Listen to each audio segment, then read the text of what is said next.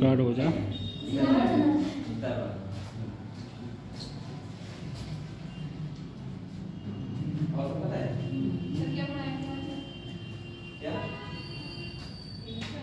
मैं हम अभी देखना पड़ेगा क्या पढ़ाना है।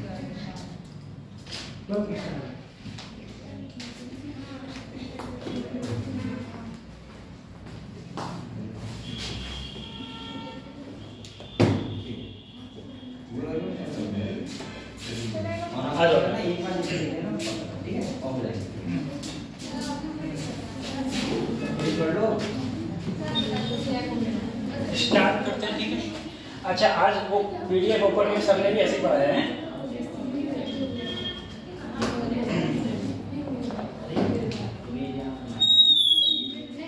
आ तो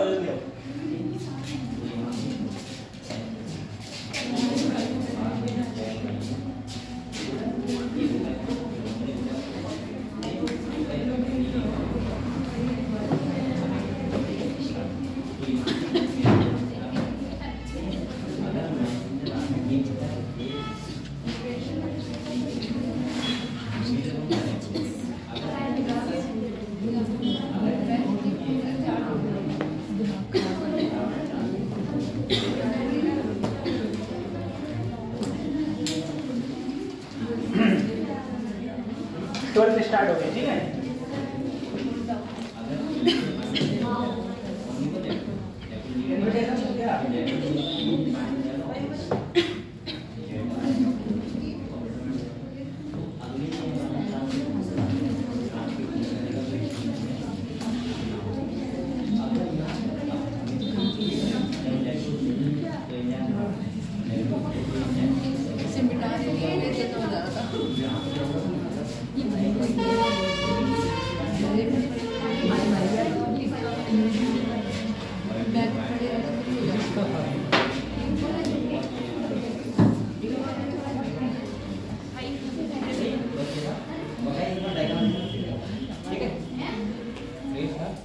मुझे भी बता दो, ठीक है। इससे स्टार्ट करते हैं। मेरा उनका एक ही है।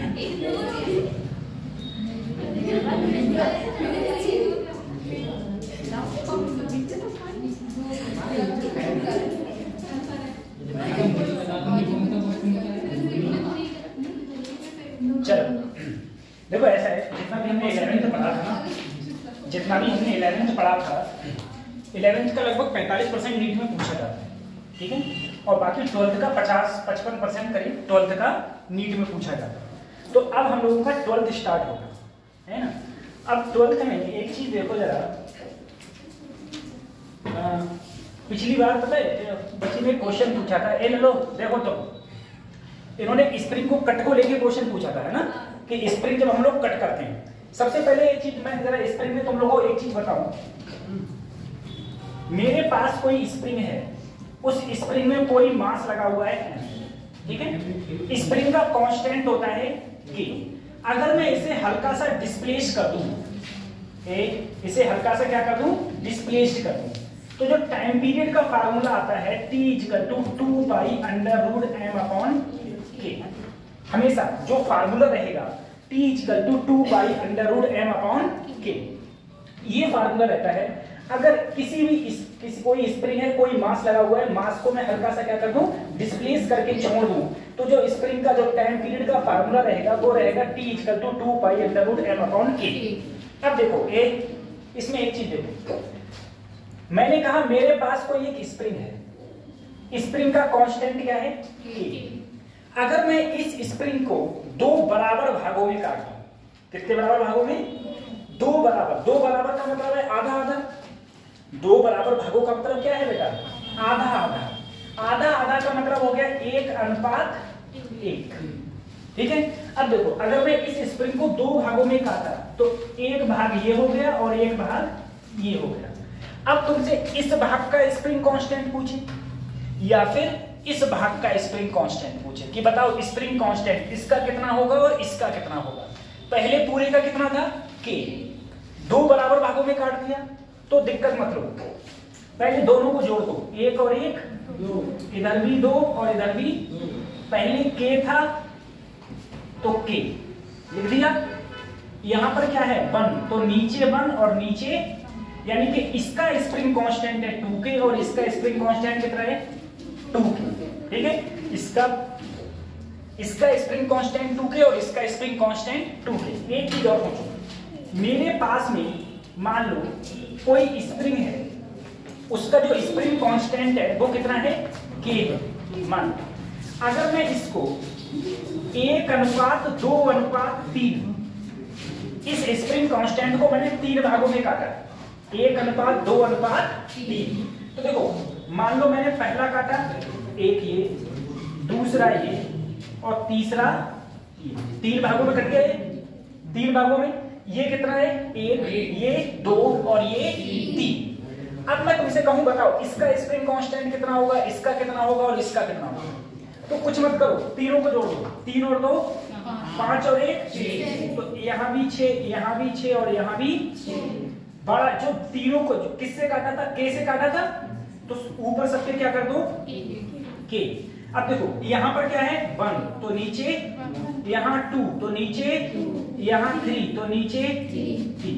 तो ये स्प्रिंग कांस्टेंट कितना आया 6 के, इसका कितना हो जाएगा 3 के, अरे 2 से काटेंगे ना, ये कितना हो जाएगा, ये स्प्रिंग कांस्टेंट आ गया, ठीक है। एक चीज और जरा समझना इसमें, एक जरा सोचो कि सर मेरे पास एक स्प्रिंग कांस्टेंट है, इसका स्प्रिंग कांस्टेंट कितना है k, कोई एक स्प्रिंग है उसका स्प्रिंग कांस्टेंट क्या है k, इसको मैंने 2:1 में काटा। 2:1 का मतलब क्या है, एक हिस्सा दोगुना है और एक हिस्सा 1 है, ठीक है। यही तो 2:1 हुआ, ये क्या हुआ 2:1, इसमें काटा। अगर इसमें काटा तो मैंने कहा जो ये हिस्सा है ये 2 है और इधर वाला हिस्सा क्या है 1। मुझे बताओ इसका स्प्रिंग कांस्टेंट क्या होगा और इसका क्या होगा, तो कैसे निकालें, दोनों को जोड़ो, 2 और 1 दोनों तरफ 3 लिख दिए। ऊपर स्प्रिंग कांस्टेंट क्या था पहले k, यहाँ पर 2 है तो यहाँ 2, यहाँ 1 है तो यहाँ 1। तो इसका जो स्प्रिंग कांस्टेंट है वो 3k/2 है, इसका स्प्रिंग कांस्टेंट कितना है 3। ऐसे ही मुझे बताओ एक है 2:3:5, कोई मेरे पास एक स्प्रिंग है, उस स्प्रिंग कांस्टेंट है k, उसे इतने रेशियो में काटा है, 2 में 3 में और किसमें 5 में। तो मुझे बताओ 2 वाले का स्प्रिंग कांस्टेंट कितना होगा, 3 वाले का कितना होगा और 5 वाले का स्प्रिंग कांस्टेंट कितना होगा। तो तुमको क्या करना है, तीनों को जोड़ो, 5 और 3 8 और 2, तो हर जगह 10 लिख दिए। ऊपर k था तो इधर क्या कर दिया k, यहाँ पर 2 है तो 2 से भाग, यहाँ 3 है तो 3 से भाग, यहाँ 5 है तो बात समझ में आ गई, 5 से भाग कर दिया। अब जरा सोचो सर काट दो, 5 के 10/3 के और यहाँ 2 के, ठीक है। तो इसका स्प्रिंग कांस्टेंट 2k हुआ, इसका स्प्रिंग कांस्टेंट 10/3 के और इसका कितना हो गया 5 के स्प्रिंग कांस्टेंट हो गया, ठीक है। ये बात समझ में आ गई स्प्रिंग कांस्टेंट। अच्छा अब मुझे बताओ मेरे पास में एक स्प्रिंग है जिसका स्प्रिंग कांस्टेंट k है, इसको मैंने 4 बराबर भागों में काटा। तो 4 बराबर भाग का मतलब क्या हो गया, एक, अरे बराबर भाग है ना, तो यही तो होगा, सारे भाग क्या हैं बराबर, ठीक है। मुझे बताओ हर एक भाग का स्प्रिंग कांस्टेंट क्या होगा, तो 4k और सबको यहाँ 1 है तो 1 से क्या कर दिया भाग कर दिया, ठीक है, डिवाइड। तो हर एक का स्प्रिंग कांस्टेंट क्या होगा 4k। समझ में आ रही है, ये क्या हो जाएगा इसका स्प्रिंग कांस्टेंट हो जाएगा, ठीक। अब जैसे मान लो क्वेश्चन कैसे पूछा जाता है, तुम एक चीज और याद रखो, अगर कोई भी 2 स्प्रिंग है, एक स्प्रिंग ये और एक स्प्रिंग ये स्प्रिंग K1 और ये स्प्रिंग K2, अगर ये दोनों स्प्रिंग बेटा सीरीज में जुड़े हुए हैं, ये कैसे हैं सीरीज में, अगर ये सीरीज में है तो पैरेलल में कौन से स्प्रिंग होते हैं, ये स्प्रिंग जो जुड़े हुए हैं ये हैं पैरेलल में जुड़े हुए, ये सीरीज में है और ये किस में है पैरेलल। तो अगर मैं इसको थोड़ा सा पकड़ के नीचे खींचा और छोड़ दिया, खींचा और छोड़ दिया, तो ये ऐसे ऐसे ऊपर नीचे होगा, क्या करेगा SHM, क्या करेगा सर? फार्मूला क्या होता था? T = 2π√m और अपॉन, लेकिन यहाँ पर 2 के हैं तो नीचे क्या रहेगा? K equivalent. K तो बेटा सीरीज है, अगर रेजिस्टेंस अगर स्प्रिंग में सीरीज है तो K इक्विवेलेंट का फार्मूला होता है 1/K1 + 1/K2। अगर पैरेलल में है, कैसे हैं? पैरेलल में, तो इक्विवेलेंट का फार्मूला होता है K1 + K2 स्प्रिंग के लिए, सीधा सा ये हिस्सा, ठीक है? सीरीज में है तो ये रहता है, पैरेलल में है तो ये रहता है, K इक्विवेलेंट का ये फार्मूला ऐसे रहता है। अब जरा देखो एक चीज जरा समझना कि सर ऐसा है, मैंने तुमसे कहा मेरे पास बच्चों मान लो एक स्प्रिंग है, स्प्रिंग कांस्टेंट कितना है? K, स्प्रिंग कांस्टेंट K, ठीक है? अब कहोगे क्वेश्चन एक, देखो बेटा तुम क्वेश्चन करना है, एक मेरे पास स्प्रिंग है, स्प्रिंग कांस्टेंट कितना है? K, ठीक है? इसको मैंने 3:2 में काटा, 3:2 में काटा और काट के पैरेलल जोड़ दिया। काट के कैसे जोड़ दिया? पैरेलल, काट के मैंने पैरेलल जोड़ दिया और इसके नीचे एक मास क्या लगा दिया? बताओ इसका टाइम पीरियड क्या होगा? इसका टाइम पीरियड क्या होगा? देखो इसको मैंने कितने भागों में काटा? 3 में। इसको कितने में काटा? 2। तो सबसे पहले अगर तुमको टाइम पीरियड निकालना है सर, T = 2π m/K, तो सबसे पहले अगर तुमको स्प्रिंग कांस्टेंट निकालना है तो पहले K इक्विवेलेंट तो निकालो। क्या निकाले? K इक्विवेलेंट निकाले। अब तुम मुझे बताओ इस वाले का स्प्रिंग कांस्टेंट कितना होगा और इस वाले का स्प्रिंग कांस्टेंट कितना होगा? इस वाले का स्प्रिंग कांस्टेंट कितना होगा? 5/5 सर जी। इसका होगा, इस वाले का, हाँ चलो मैं कर देता हूं, ठीक है? इस वाले का होगा 5K/3, 5K/3। कैसे किया? 3 2 5, 5 बटे क्या है? 3 है तो 5 बटे, इसका क्या होगा सर? अरे दोनों आ गए, और दोनों कैसे हैं? सीरीज में कि पैरेलल में? पैरेलल में। तो इनका क्या निकालो? K equivalent. क्या निकालो? तो एक हो गया 5K/3 और दूसरा हो गया 5K/2। सही है? अगर कभी भी दो स्प्रिंग इस प्रकार से हो, ऐसे इस प्रकार से, तो तुम इसको ऐसे भी लिख सकते हो। कैसे लिख सकते हो? K इक्विवेलेंट बराबर K1 K2 upon K1 + K2, ठीक है? जल्दी हो जाता है। और इसको इससे ही ये लाया गया है, इससे ही ये लाया गया है। तो बताओ K1 कितना है? 5K/3 और दूसरा क्या है? 5K/2। अगला देखो 5K/3, 5K/2।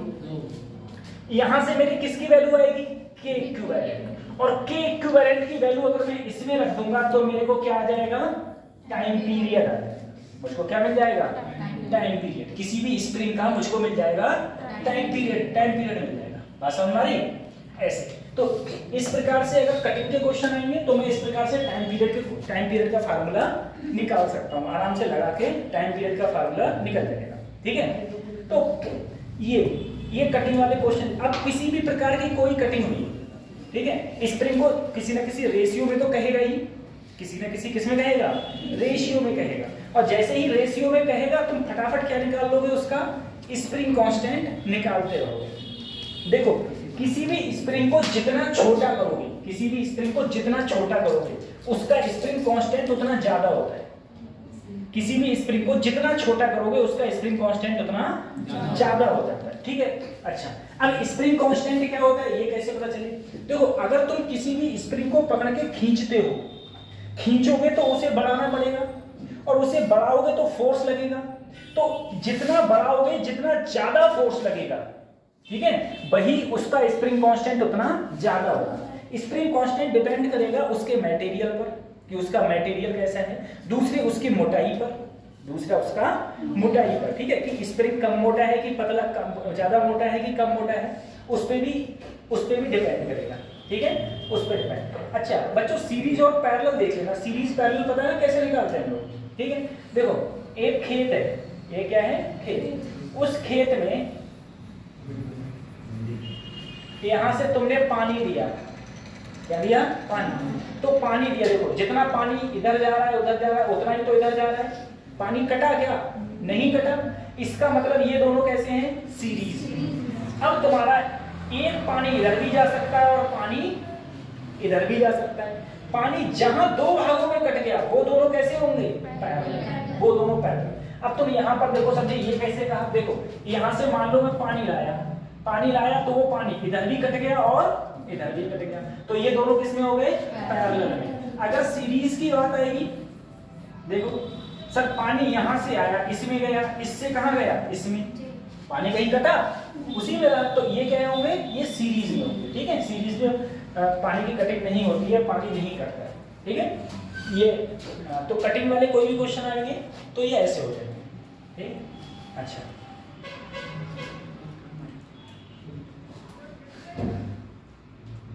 ठीक है,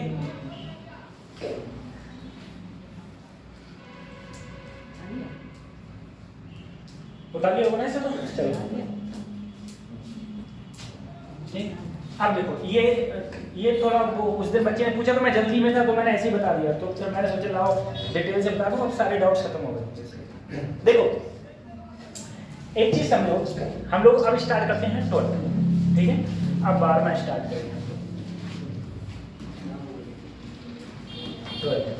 सभी लोगों ने जो टेस्ट हुआ था सैटरडे को उसका पीडीएफ जो मैंने आंसर सेंड किए थे उनसे आंसर की से क्वेश्चंस दोबारा लगाए घर पे जाके।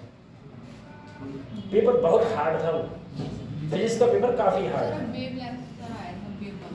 भाई। वेब तो मैंने दिया ही था, पोर्शन भी दिया था, ठीक है। वर्क प्रोबेबिलिटी दिया था और वेब दिया था, क्वेश्चन काफी ज्यादा हार्ड थे, मतलब पेपर उसे तो मॉडरेट भी नहीं कर सकते, मॉडरेट और हार्ड के बीच में था। सरल क्वेश्चन तो एक ही का था जो बहुत कम डाले जाते हैं, डाल दिए थे, ठीक है, उस हिसाब से पेपर था। चलिए अब टेस्ट कब है तुम लोगों का, 21 को है, 21 को पेपर है। थर्मोडायनेमिक्स में दे चुका हूँ क्या, थर्मोडायनेमिक्स दे चुका हूँ ना, अभी नहीं थी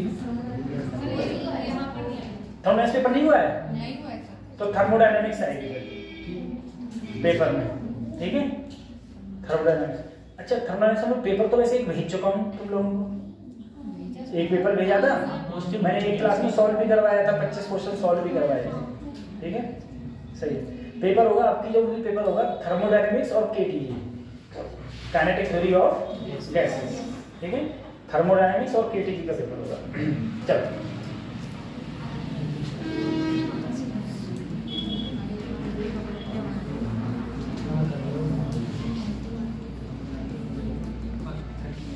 आज हम लोग बात कर रहे हैं इलेक्ट्रोस्टैटिक्स की, ठीक है। इलेक्ट्रोस्टैटिक्स की हम लोग बात करें। सबसे पहले सर इलेक्ट्रोस्टैटिक्स में अगर मैं बात करूं, मैंने क्या करना है, कुछ जगह यहां पर चार्ज लेने हैं, चार्ज के साथ में मास, ठीक है। बल्कि ऐसा करो, चार्ज इधर देखो, चार्ज इधर मास, और इधर है तुम्हारा पार्टिकल, जो भी तुम्हारा पार्टिकल होगा वो पार्टिकल। सबसे पहले देखो नाम सुनो, नाम जो चैप्टर का नाम है वो है इलेक्ट्रोस्टैटिक्स, ठीक है। देखो इलेक्ट्रो मतलब चार्ज, जहां भी इलेक्ट्रो मतलब इलेक्ट्रॉन प्रोटॉन ये सब क्या है चार्ज, ये सब चार्ज। इलेक्ट्रो मतलब चार्ज, और स्टैटिक मतलब क्या होता है रुका हुआ या रेस्ट पर। इस पूरे की पार्ट में चार्ज जो होगा वो तुम्हारा रुका हुआ होगा, चार्ज हमेशा क्या रहेगा रुका रहेगा, चार्ज रुका रहेगा, इसको हम लोग क्या बोलेंगे इलेक्ट्रोस्टैटिक्स। अब देखो सबसे पहले अगर मैं पार्टिकल की बात करूं, पार्टिकल कौन कौन से होते हैं, पहले जैसे इलेक्ट्रॉन क्या हो गया, दूसरा प्रोटॉन, तीसरा न्यूट्रॉन, फिर अल्फा, बोलो अल्फा, फिर क्या होता है ड्यूट्रॉन, ठीक है, ये सारे चार्ज पार्टिकल हैं जो तुम्हें याद होने चाहिए। सबसे पहले मैं इलेक्ट्रॉन की बात करूं। बेटा इलेक्ट्रॉन पर चार्ज होता है माइनस और इलेक्ट्रॉन का मास होता है 9.1 इंटू 10 की पावर -31 kg। फिर आता है प्रोटॉन। प्रोटॉन पर मास क्या, प्रोटॉन पर क्या होता है प्लस, यहाँ पर क्या होता है 1.67 इंटू 10 की पावर -27 kg। फिर आता है न्यूट्रॉन। न्यूट्रॉन मतलब न्यूट्रल, इस पर कोई चार्ज नहीं होता, ठीक है, लेकिन इसका जो मास होता है इतना ही होता है जितना मास किसका होता है प्रोटॉन का, ठीक है। अगर मैं अल्फा पार्टिकल की बात करूं बेटा, अल्फा पार्टिकल पर जो चार्ज होता है ना वो 2e होता है। चार्ज कितना होता है 2e, ठीक है। ई कौन सा, प्रोटॉन, कौन सा वाला प्रोटॉन, यानी कि प्रोटॉन का चार्ज का कितना होता है इस पर दुगना। और जो मास होता है ना इसका वो होता है 4 गुना मास ऑफ प्रोटॉन, 4 गुना मास ऑफ प्रोटॉन के मास का 4 गुना, प्रोटॉन के मास का 4 गुना, प्रोटॉन के मास का 4 गुना।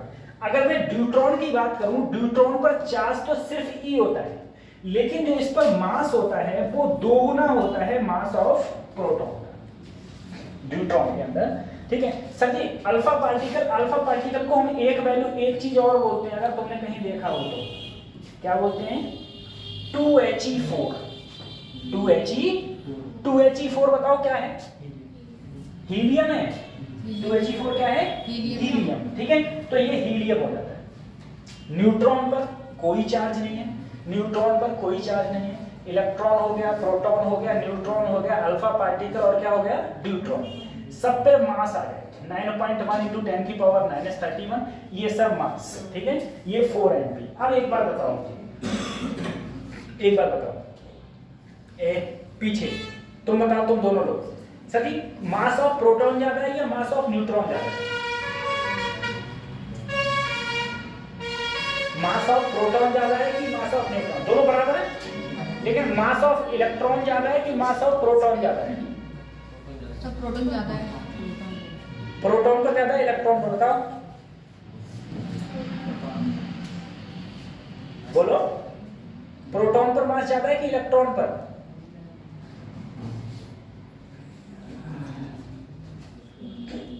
किस पर ज्यादा है पता है? इलेक्ट्रॉन पर। इलेक्ट्रॉन का मास ज्यादा है, प्रोटॉन पे ज्यादा है। अब ये कह रहे प्रोटॉन पर ज्यादा है, बताओ, ठीक है। तो याद रखना मास ऑफ प्रोटॉन लगभग 1840 गुना ज्यादा होता है mass of electron, mass of. देखो सभी यहाँ -31 है, यहाँ -27, ठीक है। मतलब समझो 0 पॉइंट, इसे क्या बोलेंगे 2 गुणा 10 की घात -4, इसे क्या बोलेंगे 2 गुणा 10 की घात 2 -6। कौन सा छोटा है? ये छोटा है। यहाँ पर पावर कितनी है -6, यहाँ कितनी है? तो जिस पर पावर माइनस में ज्यादा वो छोटा नहीं होगा, तो कौन सा छोटा होगा? ठीक, इलेक्ट्रॉन का मास क्या होगा? छोटा होगा। और कितने गुना छोटा होता है? लगभग 1840, लगभग 1840 टाइम छोटा होता है। दूसरी चीज देखो, देखा दो, ठीक है, लगभग 1840 टाइम्स होता है। उसके बाद में पॉजिटिव एक दूसरे को रिपेल करते हैं, नेगेटिव एक दूसरे को, अच्छा पॉजिटिव नेगेटिव, सीधी सी बात है, ठीक है, सीधी सी बात है। अच्छा एक बात बताओ, मेरे पास में कोई भी बॉडी है, उस पर चार्ज है, तुम सब लोगों के अंदर चार्ज है, तुम लोगों के अंदर इलेक्ट्रॉन है, इस बोर्ड में, दीवार में भी इलेक्ट्रॉन है, ठीक है। यानी कि तुम्हारे अंदर भी इलेक्ट्रॉन है और दीवार के अंदर भी, और इस लकड़ी के अंदर इलेक्ट्रॉन तो जानते हो ना, लकड़ी के अंदर इलेक्ट्रॉन है, तो दुनिया की हर चीज के अंदर इलेक्ट्रॉन है, क्योंकि तुम्हें पता है दुनिया की हर चीज एटम से मिलकर बनी है। किससे मिलकर बनी है? और तुम सब लोग जानते हो एटम में क्या होता है, बीच में न्यूक्लियस होता है और उसके चारों ओर क्या होते हैं? इलेक्ट्रॉन। ठीक है, तो इलेक्ट्रॉन तो है, लेकिन करंट उन्हीं में फ्लो होता है जिसमें नंबर ऑफ फ्री इलेक्ट्रॉन्स होते हैं। नंबर ऑफ फ्री इलेक्ट्रॉन होते हैं, उन्हीं में करंट फ्लो होगा। ठीक है, जहां पर इलेक्ट्रॉन फ्री नहीं होंगे वहां करंट फ्लो नहीं होता है। अब देखो सीधी सी बात है सर, एक पॉजिटिव दूसरा पॉजिटिव, पॉजिटिव पॉजिटिव होंगे तो एक दूसरे को रिपेल करेंगे, रिपेल करेंगे। नेगेटिव नेगेटिव एक दूसरे को ये भी रिपेल करेंगे सर। और एक पॉजिटिव हो और एक तो एक दूसरे को अट्रैक्ट करेंगे। ठीक है, और इधर वाला नेगेटिव इधर वाला पॉजिटिव तब भी एक दूसरे को अट्रैक्ट करेंगे। दूसरी चीज समझो, अगर तुमने किसी भी बॉडी से इलेक्ट्रॉन निकाल दिए, ठीक है, इलेक्ट्रॉन पर सबसे पहले देखो इलेक्ट्रॉन पर चार्ज क्या होता है? इलेक्ट्रॉन पर जो चार्ज होता है वो माइनस होता है। इलेक्ट्रॉन का चार्ज क्या होता है बच्चों? नेगेटिव। अब तुम जरा समझो, इस बोर्ड से तुमने इलेक्ट्रॉन निकाल दिया, इलेक्ट्रॉन निकाल दिया यानी कि माइनस निकाल दिया। माइनस क्या कर दिया? निकाल दिया, माइनस निकाल दिया। अगर माइनस निकाल दिया, पहले मान लो ये उदासीन है, उदासीन मतलब जितना इस पर पॉजिटिव चार्ज है उतना ही इस पर नेगेटिव चार्ज है। एक बात जरा समझो, ये मेरे पास में हाँ क्या है, इस पर ना आप सही है, ठीक है। ये मेरे पास में कोई एटम है, ठीक है, ये एटम है, इसके बीच में क्या है बेटा? न्यूक्लियस। और इसके चारों ओर जो रिवॉल्व कर रहे हैं वो क्या है? इलेक्ट्रॉन। बहुत सारी ऑर्बिट्स में इलेक्ट्रॉन क्या कर रहे हैं? रिवॉल्व कर रहे हैं। सबको पता है इलेक्ट्रॉन क्या कर रहे हैं? रिवॉल्व। अब एक बात देखो सर, इस न्यूक्लियस में पॉजिटिव चार्ज होता है, तो इस न्यूक्लियस में कौन कौन रहता है? प्रोटॉन और न्यूक्लियस में या प्रोटॉन रहेंगे या फिर, और इसके चारों ओर यहां कौन रहती है? इलेक्ट्रॉन रहते हैं। ठीक है, मान लो कहीं पर लिखा हुआ है 7n14 7n14। मुझे बताओ इसके अंदर कितने प्रोटॉन, कितने न्यूट्रॉन और कितने इलेक्ट्रॉन? 7 प्रोटॉन।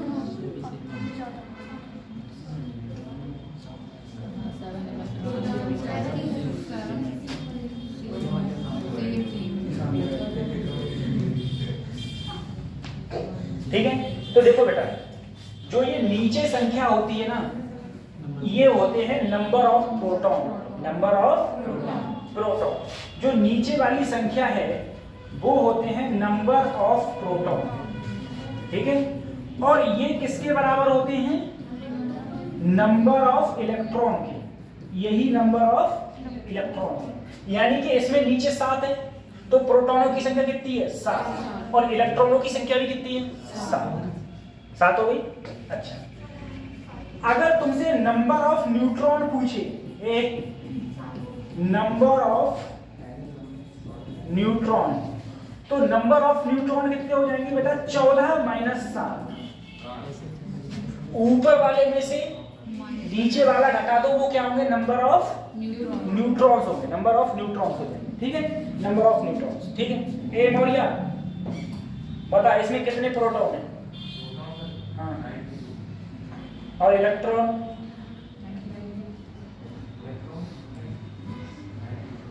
92। और न्यूट्रॉन? भाई यहां पर नीचे जितने होगा उतना ही तो इलेक्ट्रॉन होंगे, और उतने ही क्या होंगे? प्रोटॉन। और न्यूट्रॉन कितने होंगे सर? 235 माइनस 92 कितने आ रहे हैं? 143 न्यूट्रॉन। 143। तभी देखो इधर देखो, किसी एटम में मुझे बताओ न्यूट्रॉन पर कोई चार्ज होगा क्या? नहीं, न्यूट्रॉन पर कोई चार्ज, इन पर कोई चार्ज नहीं है। तो जितना इलेक्ट्रॉनों पर चार्ज होता है उतना ही किस पर चार्ज होता है? प्रोटॉन पर। सर जी जितने इलेक्ट्रॉन है उतने ही क्या है? प्रोटॉन। और दोनों पे चार्ज क्या होते हैं? बराबर। बस वो बात अलग है, इसका चार्ज माइनस होता है, इसका चार्ज प्लस होता है। तो किसी भी एटम में जितना पॉजिटिव चार्ज होता है उतना ही चार्ज क्या होता है? नेगेटिव। जितना पॉजिटिव चार्ज होगा किसी भी एटम में उतना ही चार्ज क्या होता है? नेगेटिव चार्ज होता है। जितना पॉजिटिव उतना ही। क्यों? क्योंकि नंबर ऑफ इलेक्ट्रॉन और नंबर ऑफ प्रोटॉन दोनों क्या रहते हैं? बराबर रहते हैं। दोनों बराबर रहते हैं। ठीक है, दोनों बराबर रहते हैं। आगे बढ़े। कुछ है नहीं इसमें, ये तो पता होना चाहिए तुम लोगों को। ठीक है, जितने इलेक्ट्रॉन होंगे उतने प्रोटॉन होंगे, उतने क्या होंगे? न्यूट्रॉन होंगे। ठीक है, एक चीज समझो, मैंने तुमसे कहा मेरे पास एक कोई बॉडी है, मेरे पास कोई बॉडी है, उससे मैंने उठाया और 10 इलेक्ट्रॉनों को बाहर फेंक दिया, 10 इलेक्ट्रॉन निकाल दिए। कितने इलेक्ट्रॉन निकाल दिए? 10 इलेक्ट्रॉन। मैं कहूं बताओ इस पर अब चार्ज कितना होगा? इस बॉडी पर, इस बॉडी पर चार्ज कितना हो जाएगा? ठीक है, तो इस बॉडी पर देखो चार्ज कितना हो जाएगा। अगर इस बॉडी से 10 इलेक्ट्रॉन निकाल दिए तुमने, एक इलेक्ट्रॉन निकाल दिया यानी तो कौन सा चार्ज निकाल दिया? नेगेटिव। नेगेटिव निकाल दिया तो इस पर कौन सा बचा? पॉजिटिव। पॉजिटिव बचा। तो कितना पॉजिटिव चार्ज हो जाएगा? तो 10 और ई की वैल्यू 1.6 गुणा 10 की घात माइनस, यानी कि 16 गुणा 10 की घात माइनस 19 कूलम चार्ज इस पर हो जाएगा। किसका? पॉजिटिव का। किसका हो गया? ऐसी तुम समझो किसी भी बॉडी पर किसी बॉडी पर अगर मैंने 10 इलेक्ट्रॉन दे दिए, उस बॉडी को मैंने कितने इलेक्ट्रॉन दे दिए? 10। तो उस बॉडी का चार्ज कितना हो जाएगा? माइनस। उस बॉडी का चार्ज कितना हो जाएगा? ठीक है, अरे इलेक्ट्रॉन का मतलब क्या है? नेगेटिव। इलेक्ट्रॉन का मतलब क्या होता है? अगर तुम किसी को नेगेटिव दे दोगे तो वो नेगेटिव नहीं हो जाएगा। ठीक है, और नेगेटिव उसका निकाल लोगे तो वो क्या हो जाएगा? पॉजिटिव हो जाएगा। ठीक है, तो वही इतना इतना चार्ज इन लोगों पर होता है। नहीं है? आगे बढ़ते हैं।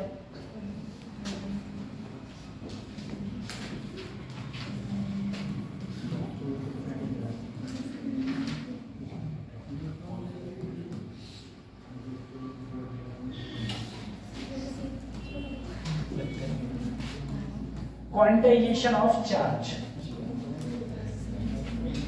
देखो क्वांटाइजेशन ऑफ चार्ज का मतलब ये है, तुम लोग मुझे एक बार बताओ, तुम लोगों ने मुझे बताओ सबसे छोटा पैसा क्या है? सबसे छोटा रुपया जो इस समय चल रहा है? चवन्नी चल रही है। किसी दुकानदार को दे मत दियो, नहीं तो इतना मारेगा ना बहुत ज्यादा।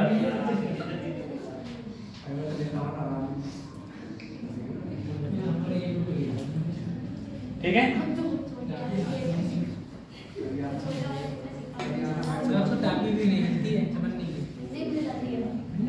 ठीक है। ए क्वांटाइजेशन ऑफ चार्ज।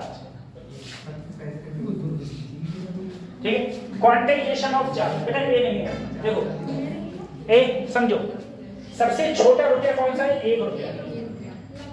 अगर मैंने तुमसे ये कहा मैंने तुमसे मान लो कि अठन्नी कभी छपी नहीं होती इस भारत देश में, अठन्नी कभी न 25 पैसे छपा होगा, न 10 पैसे, न 1 पैसा। 1 पैसा देखा तुम लोगों ने? अरे सर 10 पैसे 25 पैसा देखा। 25 पैसा देखा, 1 पैसा नहीं देखा है ना? नहीं देखा है। है भी कहाँ ले रखे हैं? क्या पता किसी जमाने में चलने लगे। मैं को इसे लेके किसी जमाने में चलने लगे तो काम आएगा। देखो रेट दुगने मिलेंगे। हाँ रेट 1 पैसे का, 1 पैसे का 1 पैसे का क्या रेट दुगना मिलेगा? 2 पैसे, 2 पैसे भी तो नहीं चलते। अरे नहीं 5 लाख मिलेगा। 5 लाख। इन फ्रॉडों के चक्कर में पड़ना चाहिए। यूट्यूब पे देखो सबसे पहले बेटा मान लो ये कोई 1 रुपया से नीचे कोई रुपया आज तक छपा नहीं होता। तो मैं अगर कहता कि मैं कहता कि मान लो 1 रुपया से नीचे किसी के पास कोई रुपया नहीं छपा है, मैं तुमसे कहता बताओ मेरे दिन कितने पैसे हैं, तो तुम क्या कहते? तुम कहते जो भी पैसे सर आपके पास हैं वो 1 के गुणा में है। 1 के क्या है? जैसे मान लो आज के जमाने में 1 रुपया नहीं चल रहा है, वो 1 रुपये से नीचे वाली अमाउंट नहीं चल रही है, तो मेरे पास इस समय जितने भी पैसे होंगे वो सब 1 की क्या होंगे? गुणा में। ठीक है, क्या ऐसा हो सकता है मेरे पास में क्या ऐसा हो सकता है मैं कहूँ मेरे पास में 510.3 रुपया है? नहीं हो सकते ना? 510.5 नहीं हो सकते, ठीक है, या 2005.3 नहीं हो सकते, ठीक है।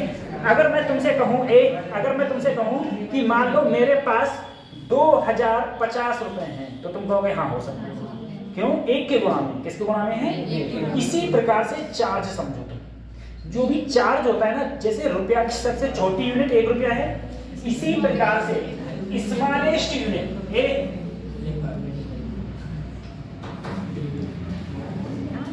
स्मॉलेस्ट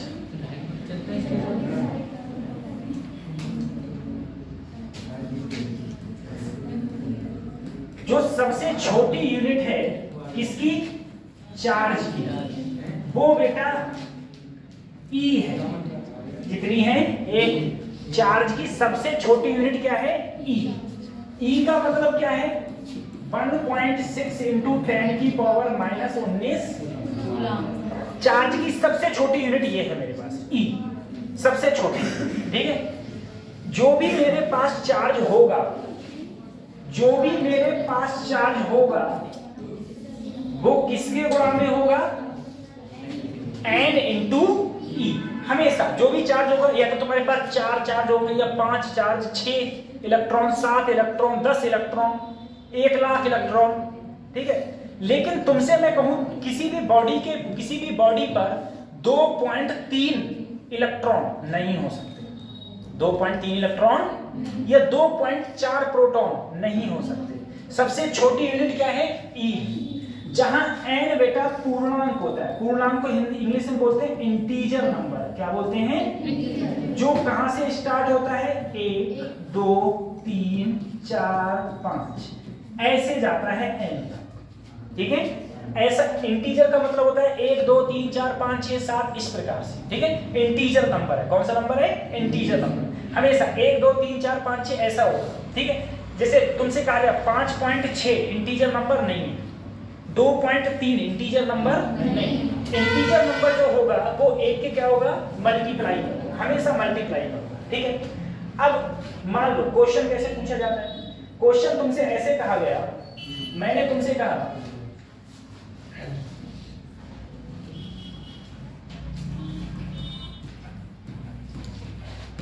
कि नंबर ऑफ इलेक्ट्रॉन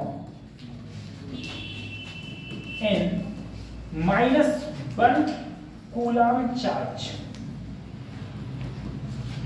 कि -1 कूलम कोई चार्ज है, उस पर नंबर ऑफ इलेक्ट्रॉन कितने होंगे, इलेक्ट्रॉनों की संख्या कितनी होगी। तो देखो तुम जानते हो Q इक्वल टू क्या होता है बेटा? N। चार्ज कितना है? -1। तुमसे क्या पूछा है? संख्या पूछी है, और E का मान बेटा इलेक्ट्रॉन के लिए यही तो हो जाएगा। तो माइनस से n बराबर 1/, हो गया। ये जब ऊपर जाएगा तो 10 की घात प्लस का नीचे रह गया 1 पॉइंट। अगर मैं इसको लिखना चाहूं ऐसे भी लिख सकता हूं, 10 गुणा 10 की घात 18 बटे 1 पॉइंट, भाग दे दो, आंसर आ जाएगा 6.25 गुणा 10 की घात 18 इलेक्ट्रॉन, ठीक है। कितने इलेक्ट्रॉन होंगे -1 कूलम चार्ज पर? -1 कूलम चार्ज पर कितने इलेक्ट्रॉन होंगे? 6.25 गुणा 10 की घात 18 इलेक्ट्रॉन, ठीक है। इतने इलेक्ट्रॉन होंगे। ये सब बारहवीं में तुम अभी थोड़ा सा पहले पढ़ के आए हो, ज्यादा दूर का नहीं। तू बता रहे बताओ। एंड जो होगा वो हमेशा क्या होगा? Integer number. क्या होगा? मुझे बताओ, 5 इंटीजर नंबर है कि नहीं है? 1 2 3 4 5 ये सब क्या है? Integer number. 5.5 integer number, 6.25 integer number. तो यहां क्या आ गया? ये n बराबर जो ये लिखा है ये इंटीजर नंबर है कि नहीं है? इंटीजर नंबर वो होता है जिसमें पॉइंट ना हो, वो क्या होगा? इंटीजर। लेकिन यहां पर पॉइंट है कि नहीं है? ध्यान से देखो, फिर से ध्यान से देखो। हमको तो नहीं दिख रहा, तुमको दिख रहा है? सर नहीं होगा, नहीं, पॉइंट ये इंटीजर नंबर है, इसमें कहीं पॉइंट नहीं है। अरे है तो नहीं है? सही से बताओ। अच्छा है कि नहीं है? पॉइंट नहीं है। देखो बेटा 6 लिख दिया, अब कितने जीरो लगाओ? 18। तो सर जी 1 2 हो गए, 3 4 5 6 7 8 ऐसे लिखते जाओ 18। कहां पॉइंट है? पॉइंट है ही पॉइंट नहीं है। ठीक है, इसलिए ये कौन सा नंबर है? इंटीजर नंबर है। बात समझ आ रही है? अगर यहाँ पर वैल्यू अगर यहाँ सिर्फ वैल्यू ये होती, सिर्फ ये, इसका मतलब है ये चार्ज पॉसिबल नहीं है, ये चार्ज पॉसिबल नहीं। अगर n की वैल्यू देखो सिर्फ ये होती, सिर्फ इतनी 6.25, इसका मतलब ये वैल्यू पॉसिबल ही नहीं है, ये पॉसिबल है ही नहीं। ठीक है, वैल्यू पॉसिबल सिर्फ वही होगी जहां पर जो नंबर ऑफ इलेक्ट्रॉन्स होंगे वो हमेशा कैसे हो? नंबर ऑफ इलेक्ट्रॉन हमेशा और हमेशा इंटीजर नंबर हो, वही चीज पॉसिबल है, अदरवाइज पॉसिबल नहीं। ठीक है, अब देखो अगले बढ़े। 2 चीजें होती हैं बेटा, एक होता है कंडक्टर, एक होता है इंसुलेटर, एक होता है सेमीकंडक्टर। ठीक है, 3 टाइप के होते हैं, कंडक्टर, इंसुलेटर और सेमी कंडक्टर। क्या होता है? जिसमें इलेक्ट्रॉन करंट फ्लो जिसमें होता है वो क्या होता है? कंडक्टर। ठीक है, बताओ लोहे में करंट फ्लो होता है, और लकड़ी में और लड़की में होता है नहीं होता है? होता है। मतलब ह्यूमन बॉडी में करंट फ्लो, और human body is a good conductor. ठीक है, दूसरी बेटा करंट फ्लो देखो, तुम मत लेना कि सर जी तुम सोचो हम तो सर जी हरी लकड़ी लेंगे, हरी लकड़ी नहीं, सूखी हुई जो ये वाली है, इसमें करंट फ्लो, हरी लकड़ी में करंट फ्लो। देखो पानी में करंट फ्लो नहीं होता है। ठीक है,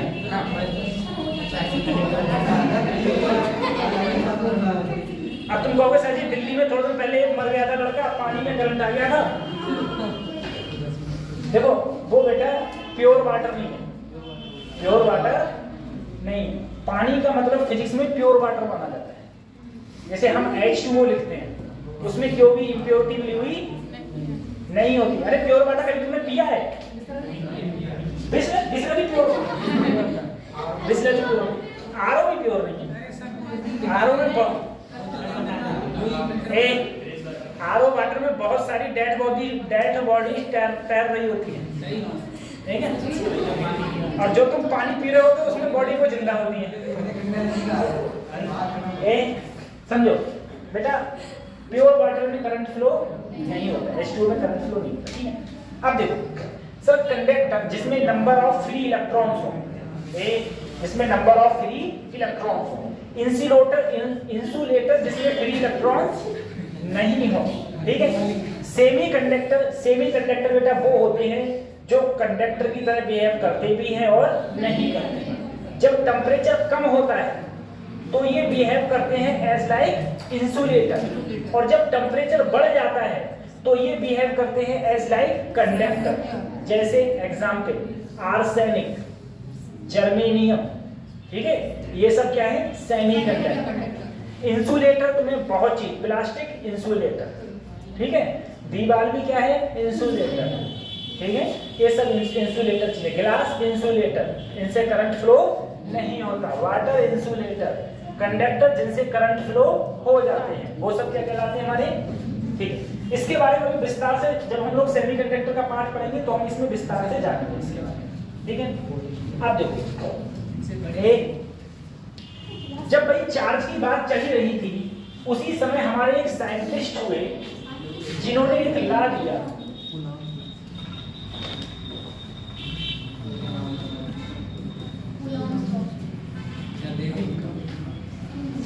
जिन्होंने एक ला दिया कूलाम्स ला। अब कूलाम क्या बोले, कूलाम बोले अगर कोई भी दो बॉडी, ठीक है, कोई भी दो बॉडी जिन पर चार्ज हो, एक बार देखो, न्यूटन एक नियम दिए थे, देखो अगर एक मास m1 एक मास, दोनों के बीच की दूरी, तो इन्होंने कहा मास हमेशा एक दूसरे को आकर्षित करते हैं। क्या करते हैं, मास हमेशा एक दूसरे को आकर्षित करते हैं, ठीक है। मास हमेशा एक दूसरे को, किसने कहा था, न्यूटन ने। किसने कहा, न्यूटन ने। बात सही है। अच्छा, तुम वहां बैठी हो, ये यहां बैठी, ये तुमको आकर्षित कर रही है क्या, नहीं कर रही, तुम कह रहे हो नहीं कर रहे, प्रेम पाना चाह रहे, इस चक्कर में एक बार है ना। कौन सा काल था प्रेम काल, नेहरू पार। हम दोनों के बीच में एक अट्रैक्शन फोर्स लग रहा है, बेचारा यहीं से ग्रेविटेशन पढ़ के गया था। बोले कौन सा फोर्स है, बोले देखो ग्रेविटेशन फोर्स। अब उसने जिंदगी में पहली बार ग्रेविटेशन फोर्स पर उठाया, एक रसीद कर दिया, ठीक। देखो हमेशा दो मास एक दूसरे को बेटा अट्रैक्ट करते हैं, हमेशा अट्रैक्ट करते हैं। वो फोर्स इतना कम है, वो फोर्स इतना कम है जो हमें आभास नहीं होता, जो हमको आभास नहीं होता है। इसी प्रकार से एक बेटा कूलाम के बारे में हम लोग पढ़ते हैं। देखो कूलाम जो साइंटिस्ट हुए, उन्होंने कहा अगर दो चार्ज सेम हो, सेम का मतलब है दोनों पॉजिटिव हो, तो पॉजिटिव होंगे, तुम बोले एक दूसरे को क्या करेंगे, रिपेल करेंगे। यदि इन दोनों के बीच की दूरी क्या हो, r, और याद रखना बीच की दूरी हमेशा सेंटर से ली जाती है, हमेशा। तो जो ये फोर्स लग रहा है ना, वो फोर्स क्या लगेगा कि ये चार्ज Q1, ये चार्ज अपॉन, कुछ बारहवीं में पढ़ा गया है ना, 12वीं का पढ़ा बेटा। K को अगर हम लोग लिखना चाहें तो 1/4 पाई Q1 Q2 अपॉन, ये भी लिख सकते हैं, ठीक है। जहां पर 1/4 पाई एप्सिलॉन नॉट की वैल्यू क्या होती है, 9 × 10⁹ न्यूटन मीटर स्क्वायर पर coulomb square, newton metre square पर। लेकिन एक बात याद रखना, जो ये फार्मूला दिया गया है ना, ये जो फार्मूला दिया गया है वो या तो निर्वात तो इंग्लिश में क्या बोलते हैं, वैक्यूम, या फिर हवा के लिए दिया गया है। या तो निर्वात हूं या फिर कहां हूं मैं, हवा में। निर्वात क्या होता है, जहां पर कोई भी गैस, जैसे ऑक्सीजन और कुछ भी ना हो, ठीक है, कोई गैस ना हो, उसे क्या बोलेंगे हम लोग, निर्वात या वैक्यूम बोलेंगे। या हवा हो तो उसके लिए F = Q1 Q2 upon r², ठीक है। फार्मूला हो जाएगा 1/4 pi epsilon not Q1 Q2 upon r²। तुम्हें पता है अगर ये चार्ज पॉजिटिव है तो रिपेल, एक पॉजिटिव एक निगेटिव तो क्या करेंगे, अट्रैक्ट करेंगे। तो क्या करेंगे, अब 1/4 पाई एप्सिलॉन नॉट की वैल्यू होती है 9 × 10⁹ 9 × 10⁹। अब हम लोग बात करेंगे मीडियम की। अगर मान लो मैं किसी मीडियम में पहुंच गया, उतारो ये, चलो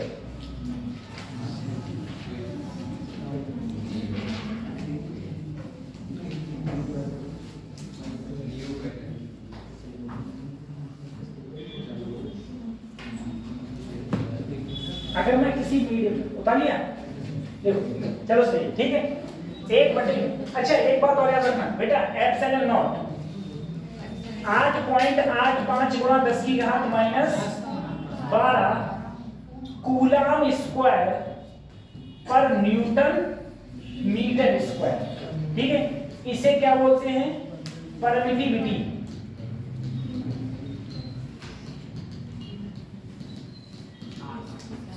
परमिटिविटी इन फ्री स्पेस। किसमें? फ्री स्पेस का मतलब ही वैक्यूम हो गया। फ्री स्पेस का मतलब क्या हो गया? वैक्यूम। क्या हो गया? वैक्यूम, ठीक है, वैक्यूम हो गया। के को हम लोग इलेक्ट्रोस्टैटिक कांस्टेंट भी लिख सकते हैं, ठीक है। और इस फोर्स को, जो ये फोर्स लगा है, इस फोर्स को हम लोग बोलते हैं बच्चों इलेक्ट्रोस्टैटिक फोर्स। इलेक्ट्रोस्टैटिक फोर्स, इसको हम लोग बोलते हैं electrostatic force. Electrostatic force 1/4 pi epsilon not 9 गुणा 10 की घात 9, 9 गुणा 10 की घात 9। ये होता है परमिटिविटी इन फ्री स्पेस, ठीक है, परमिटिविटी इन फ्री स्पेस, ठीक। अब मैं अगले बताऊं, अगर फ्री स्पेस ना हो के फ्री, अच्छा फिजिक्स में कॉपी ज्यादा भरी जाती है, बायोलॉजी में बेचारे सर जी 4 पन्ना लिखवा पाए थे और अपना 14वां चल गया है ना।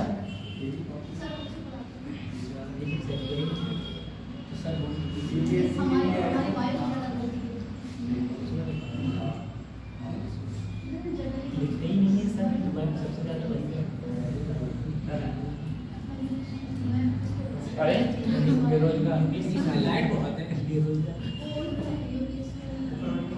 ये सारे लाइट इसी यूज करते हैं क्या? कौन? ये पीएससी वाले। चलो छोड़ो,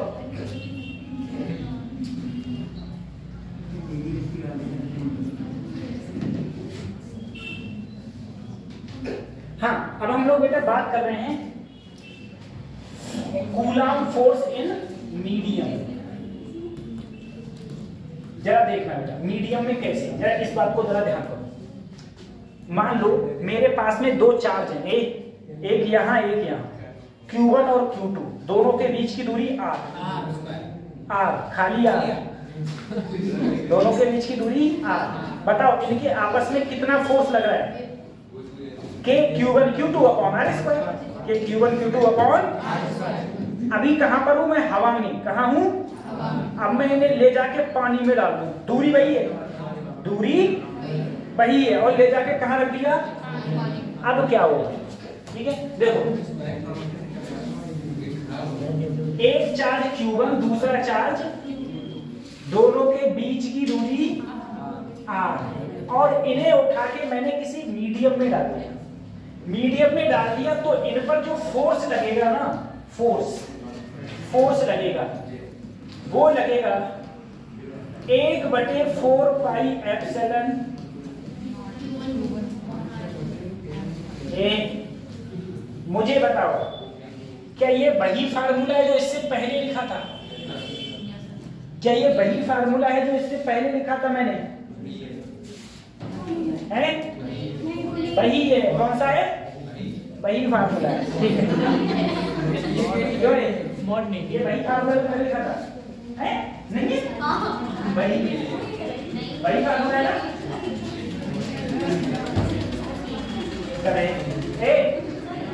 अरे यहाँ से वो अच्छा दिखता है।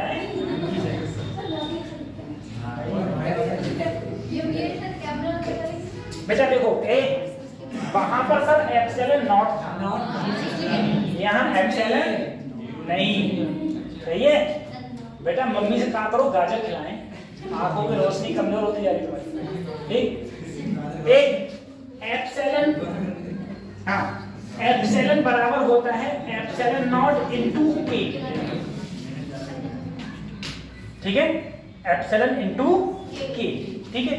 अब sir ji epsilon not into K, K क्या है? के है dielectric constant, dielectric constant किसमें? मीडियम में। किसमें? मीडियम को, जिस मीडियम में मैंने डाला है उसका डाई इलेक्ट्रिक कांस्टेंट क्या है? के। एप्सिलॉन नॉट क्या होता है? परमिटिविटी। और एप्सिलॉन क्या होता है? ये भी वही सर, परमिटिविटी, लेकिन कहां पर? In medium, in medium. किसी भी मीडियम की परमिटिविटी कहलाती है epsilon. Epsilon not permittivity in vacuum या एयर। एप्सिलॉन क्या है? Permittivity in medium. अगर मैं यहां एप्सिलॉन की जगह एप्सिलॉन नॉट रखा तो साथ में क्या रखूंगा? के। Q1 Q2 upon are square. अब देखो बच्चों, 1/4 not Q1 Q2 upon are, ये क्या होता था? F। कहां पर? एयर में। और नीचे क्या वैल्यू आ गई? K। क्या आ गई? नीचे आ गया K। ठीक है। और किसी भी मीडियम के लिए K की वैल्यू हमेशा 1 से क्या होती है? बड़ी होती है। जैसे अगर बेटा मैं वाटर के लिए के की वैल्यू कहूं तो पता है कितनी होती है? 80। वाटर के लिए के की वैल्यू, इसका मतलब ये हो गया। ठीक है, ये फार्मूला। अब देखो एक बात बताओ मुझे,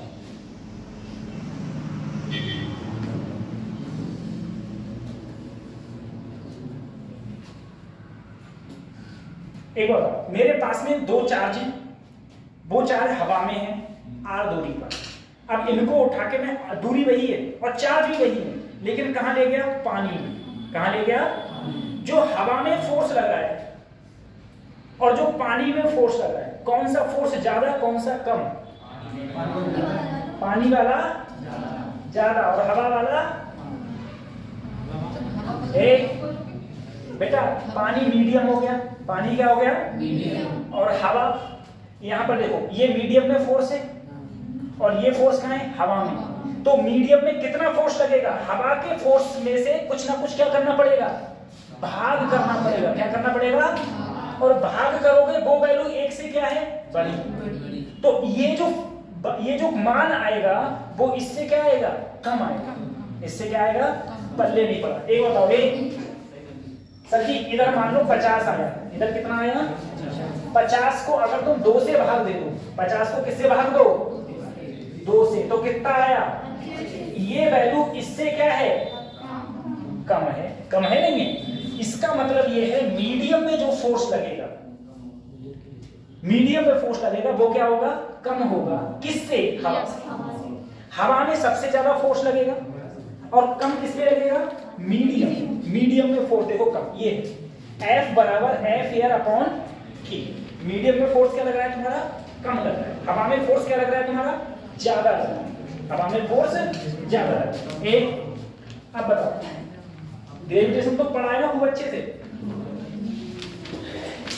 दो मास हैं, 1 किलोग्राम और 1 किलोग्राम, उनको वो अभी हवा में रखे हैं। क्या रखे हैं? उन पर फोर्स लग रहा है, हवा में फोर्स लग रहा है F, जो भी मतलब।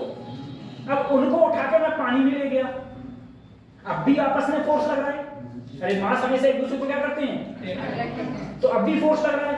कौन सा फोर्स ज्यादा, कौन सा force come?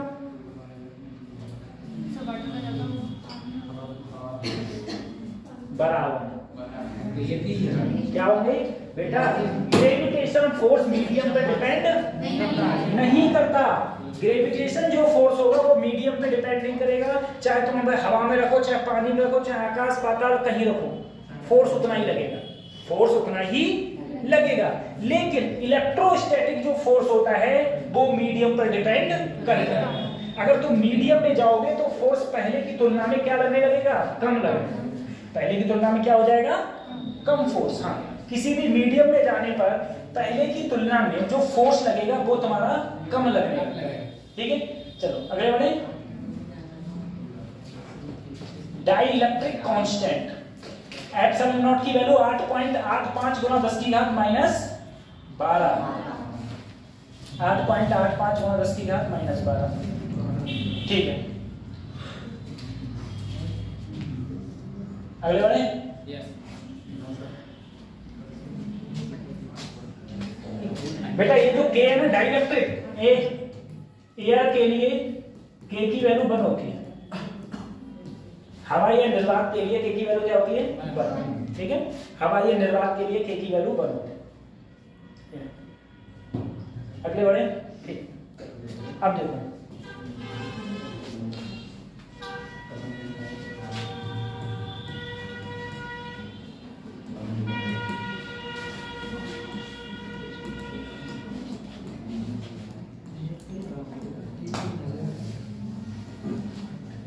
Coulomb's law in vector form.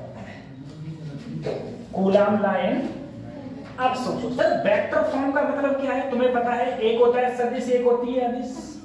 एक चार्ज Q2, दूसरा चार्ज Q1। तो अंशु सर की तो आज पीडीएफ भी नहीं ओपन नहीं होगी, नहीं हो ही नहीं रही है, कल भी नहीं हो रही है, कल भी ओपन नहीं होगी। नहीं ओपन नहीं नहीं मैं एक्चुअली भूपेंद्र की हो गई थी, नहीं उनकी भी नहीं हुई थी। अच्छा देखो ऐसा है, वो अपडेट करने के लिए हो गया होगा सिस्टम ना। देखो सर दो चार्ज है मेरे पास, ऐसा ही था। अब देखो बेटा, सबसे पहले तुम फोर्स देखो, मैं कहूं ये इधर भागेगा, ये इधर भागेगा, क्योंकि दोनों क्या हैं पॉजिटिव।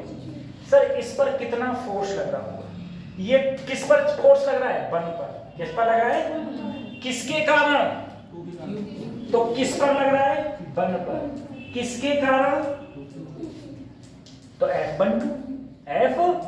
अब इधर देखो ये वाला फोर्स किस पर लग रहा है 2 पर, किस पर लग रहा है 2 पर, किसके कारण 1 F हो गया F21। अगर इसको तुम फोर्स को वेक्टर फॉर्म में लिखोगे के की वैल्यू 1/4 पाई एप्सिलॉन नॉट के।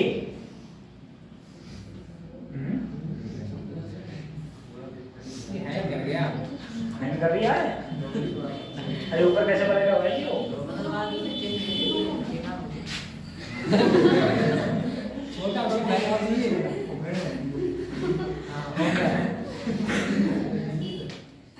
ठीक है, ये भी होने की तरह चल रहा था।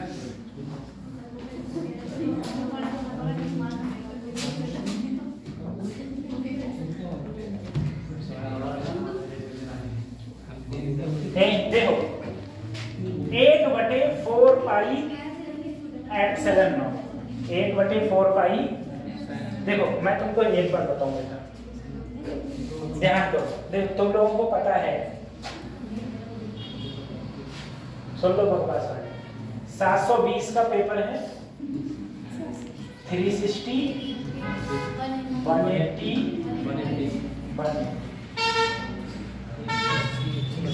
नीट की जो कटाव है, नीट की जो कटाव है वो ठीक है, कटाओ हाँ ओबीसी 550 प्लस है, ठीक है। इस बार 603 652 पे गई। हाँ 592 तो हाँ 652 पे गई थी, 620 थी। देखो 652 एक हाँ 800 कुछ नंबर की जरूरत लगती है, बर्बाद आ गए तुम तो गलत।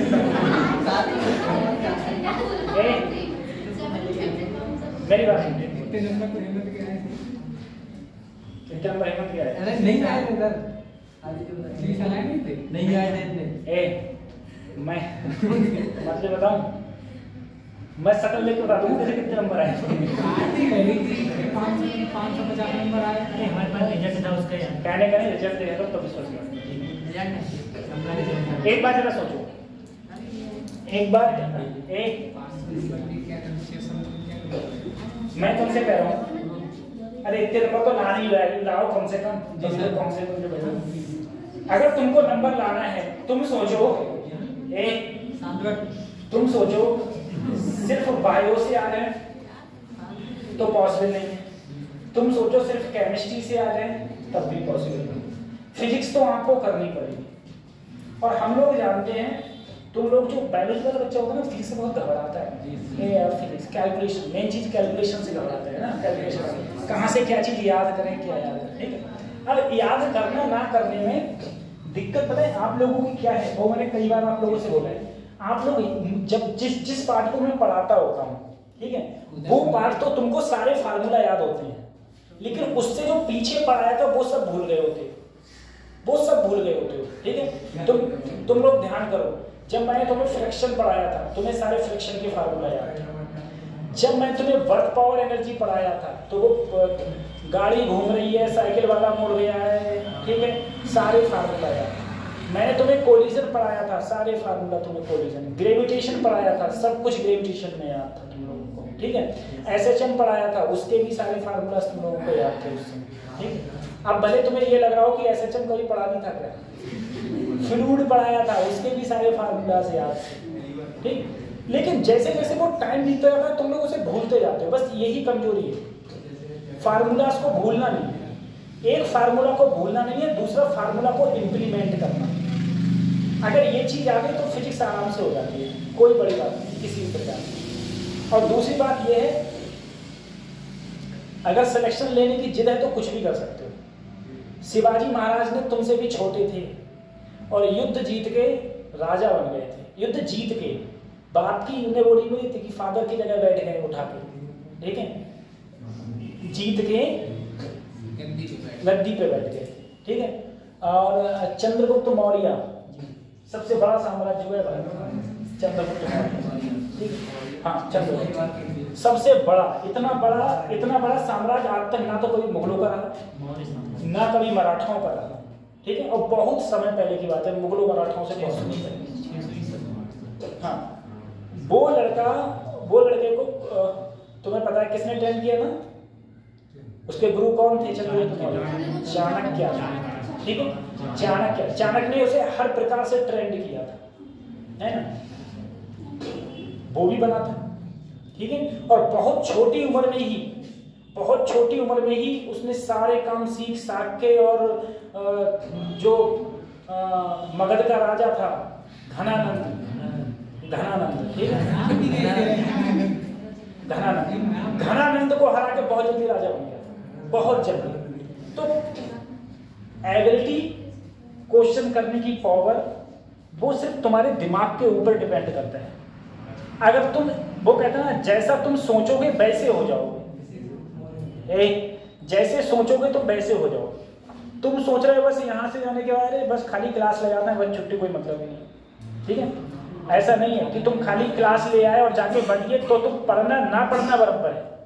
क्लास लेने के बाद में उतना ही, जितना यहाँ पर पढ़ते हो उतना ही घर पे पढ़ो। यहाँ पर तुम्हारी क्लास सिर्फ 3 घंटा की होती, सिर्फ 3 घंटे की, सोचो, ठीक है। और तुमको कम से कम यहाँ से जाने के बाद में 12 घंटा पढ़ना चाहिए, 12 घंटा तुम्हें पढ़ाई करनी चाहिए। एक दिन तुम 12 घंटा पढ़ के देखो, मोबाइल दूर करके। ऐसा ना हो कि मोबाइल में जैसी बनती है तुम किसका मैसेज आ है, फटाफट मोबाइल में लग जाते हो। 12 एक दिन तुम पढ़ के देखो 12 घंटे, चलिए तो एक दिन तुमसे 12 घंटा पढ़ाई नहीं जाएगा, लेकिन पढ़ के देखो एक दिन 12 घंटे पढ़ के देखो, तो तुमको लगेगा कि वास्तव में आज तुमने इतना पढ़ लिया जितना तुम महीने भर में नहीं पढ़े। और एक काट को तो ऐसे लगेगा कल पूरी जिंदगी में नहीं पढ़े जितना आज पढ़े। मेहनत करके देखो तभी तो काम है। 12 घंटा रोज पढ़ाई करी तो नंबर आ जाएगा आराम से, कोई आदमी से बढ़कर कोई चीज थोड़ी नहीं है, ठीक है। क्या हो जाता है इसमें,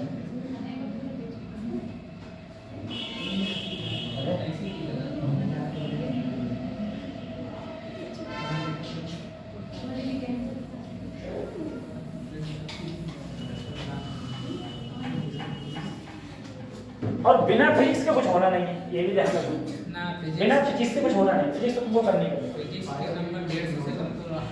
देखो बेटा, आप सबकी अगर मैं इस फोर्स की बात करूं, एक यहाँ पर चार्ज क्या है Q1, दूसरी तरफ चार्ज इनके बीच की दूरी r है ना, तो तुम इसके बीच की दूरी r स्क्वायर होता है ना, r स्क्वायर। यहाँ क्या है 1 2, तो यहाँ क्या कर दो 1 2 कर दिया। साथ में यहाँ पर लगाया r कैप 1 2। अब सर जी r कैप क्या होता है? r कैप होता है बेटा यूनिट वेक्टर। क्या होता है? Unit vector. वह वेक्टर जिसका मैग्नीट्यूड 1 हो उसे हम लोग क्या बोलेंगे? यूनिट वेक्टर बोलेंगे। वह वेक्टर जिसका मैग्नीट्यूड क्या हो? 1 हो, उसे क्या बोलेंगे हम लोग? Unit vector.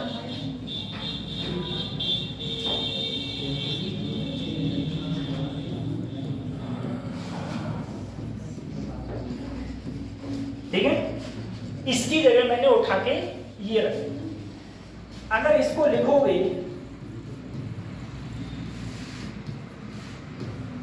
1 2 1 2, तो r12 की पावर 3 और r12 ऐसे हम लिख सकते हैं इसको वेक्टर फॉर्म में। ठीक है, जैसे f12 को वेक्टर फॉर्म में लिखा है, ऐसे ही f2 को कैसे लिखेंगे? वही 1/4 pi epsilon not q1 q2, r21 है तो r21 का 3 ऐसे। ठीक है, जैसे इसको लिया है इसी प्रकार से हम इसको लिख सकते हैं। ये दोनों कैसे हैं? Vector form.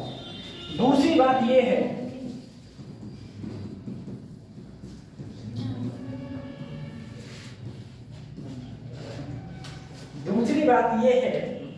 f12 बराबर माइनस f21। ठीक है, क्योंकि दोनों एक दूसरे के कैसे लग रहे हैं? अपोजिट लग रहे हैं। दोनों एक दूसरे से कैसे लग रहे हैं? अपोजिट लग रहे हैं। ठीक है, पहले 22 तारीख तक और जो 22 तारीख के बाद कुछ अच्छा करेगा अपन। मतलब ऐसा करूंगा कि थोड़ा तुम लोगों को लगे कि हाँ हम पढ़ रहे हैं। अब तक तो तुम खाली ठोके जा रहे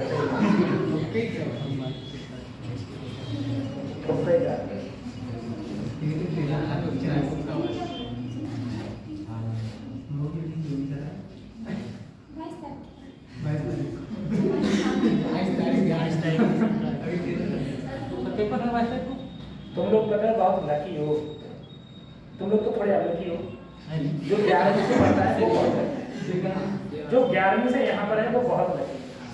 अगर मुझे 11वीं से ऐसी कोचिंग मिली होती तो मैं 100% IIT धनबाद ना होकर IIT दिल्ली होता। मेरे बेचारे टीचर ऐसे थे, ठीक है, मैं उनकी बुराई नहीं कर रहा हूँ, अच्छे टीचर थे। कम से कम ये तो कहते थे कि बेटा तैयारी करो। तुम्हारे ने तो ये भी नहीं कहा कि तैयारी करो, ठीक है, कोई मतलब नहीं था। हमारे टीचर बेचारे, तुम्हारे ने कहा था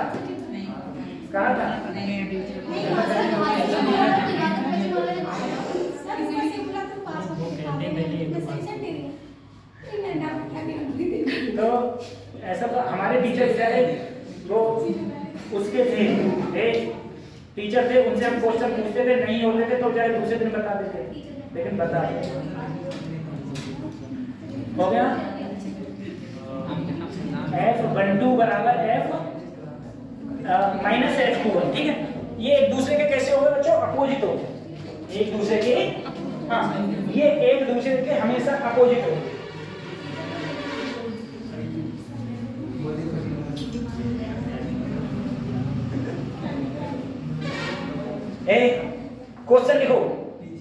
क्वेश्चन लिखो फटाफट।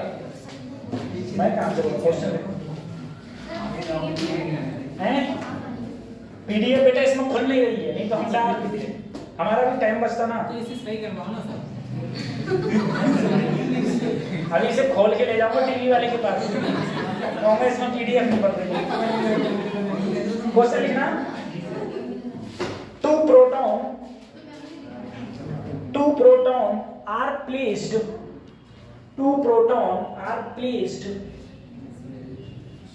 at some separation. Two protons are placed at some separation. SEPARATION.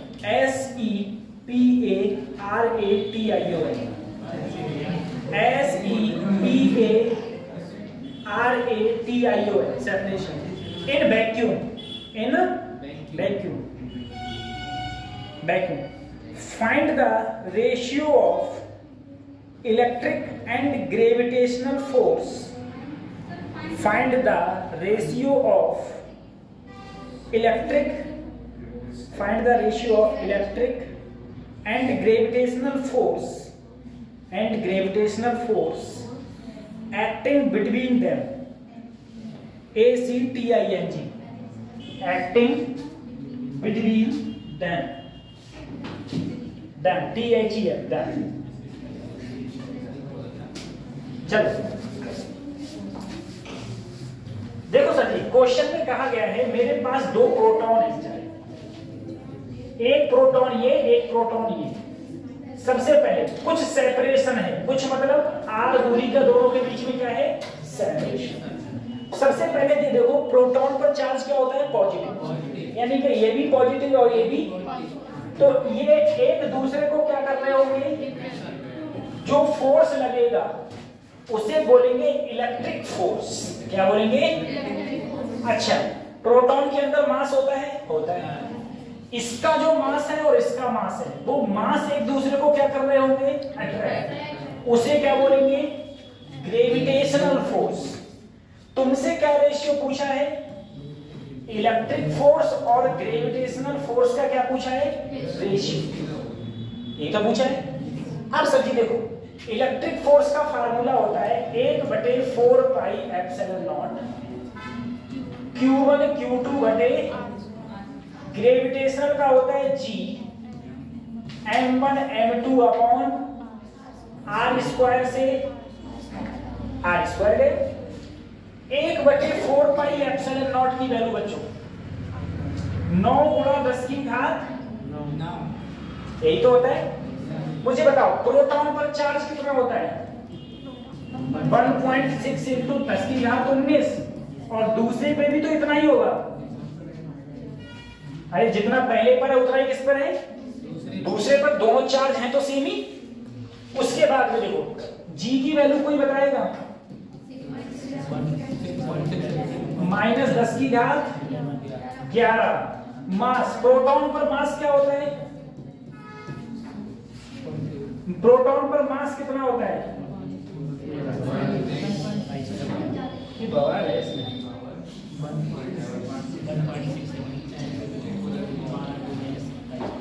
Proton पर मास होता है बच्चों 1.67 × 10⁻⁻, और दूसरा मास भी कितना है, -20। ठीक है। अब देखो 1/4πε0 की वैल्यू ये, Q1 की ये, Q2 की, दोनों प्रोटॉन थे इसलिए सेम।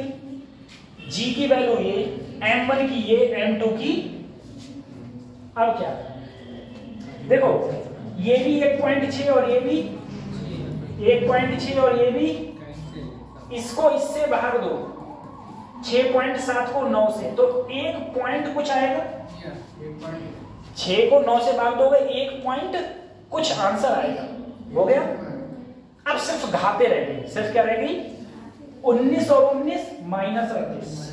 -38 में क्या गया, 9। कितना बचा, अरे ये प्लस का है, ये दोनों किसके हैं, माइनस के। ये 19 19 कितने हो गए, 38, और -38 में 9 गया तो कितने बचे, बोलो, -29। कितने बचे। अब नीचे देखो, -27 -27 कितने हो गए, 54।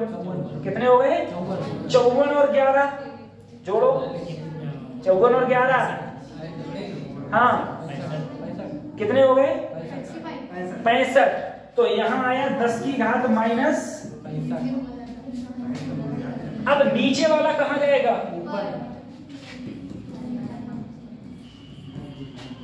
नीचे से ऊपर जाएगा तो +65 नहीं हो जाएगा।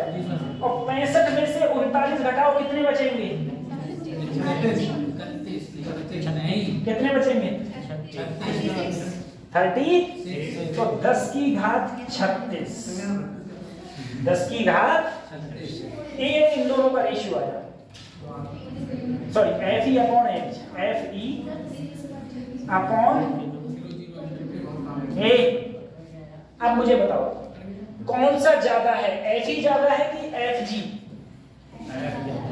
अरे एफ ई ज्यादा है। और कितने टाइम्स ज्यादा? 10 की घात 36, 10 की घात 36, ठीक है, 10 की घात 36 गुना ज्यादा है। कौन? 10 की घात 36 गुना कौन ज्यादा है? एफ ई ज्यादा है। और वैसे भी तुम्हें पता है सबसे वीक फोर्स कौन सा होता है? सबसे weak force gravitational, gravitational force सबसे वीक फोर्स होता है ना। अब ग्रेविटेशनल फोर्स क्या लगेगा? छत से कूदना, छत से कूदोगे तो कौन सा फोर्स लगेगा? बीज मत बोलो उसको, ठीक है, नहीं तो 4 महीने तक कटिया पड़ेगा वो भी। फिर कहते रहना वीक फोर्स है, फिर तुम कहोगे सबसे स्ट्रॉन्ग फोर्स है। कहे किताबें चेंज करी जाए, हैं?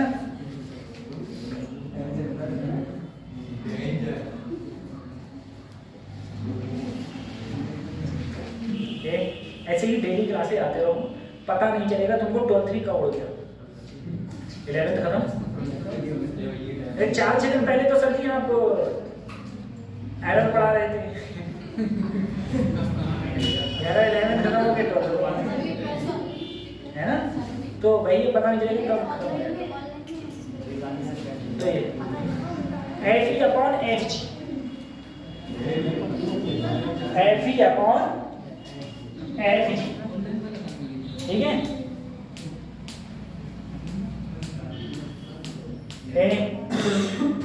अब देखो प्रेमपाल को प्रेमपाल को एक उपाय सूझा। प्रेमपाल बोला पॉजिटिव एक दूसरे को क्या करते हैं? रिपेल, और नेगेटिव क्या करते हैं? अट्रैक्ट। प्रेमपाल बोला मैं एक काम करूंगा, मैं एक गाड़ी बनाऊंगा।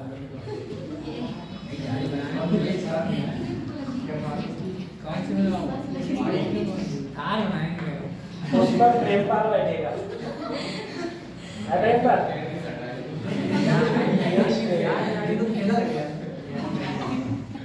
खिलाओगे?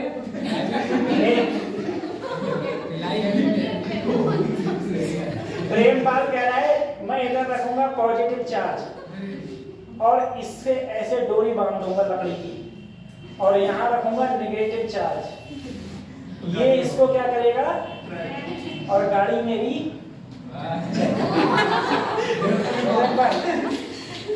दिमाग में नहीं है ऐसा, बिना पेट्रोल के, है ना? ठीक है, ऐसा है कि फोर्स बहुत कम होता है, फोर्स बहुत कम होता है, ठीक है, पॉसिबल नहीं,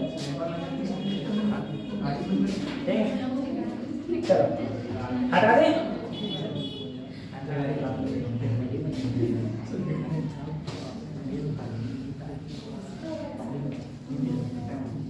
कर देना। अच्छा बताओ मुझे, इलेक्ट्रोस्टैटिक जो फोर्स होता है सर,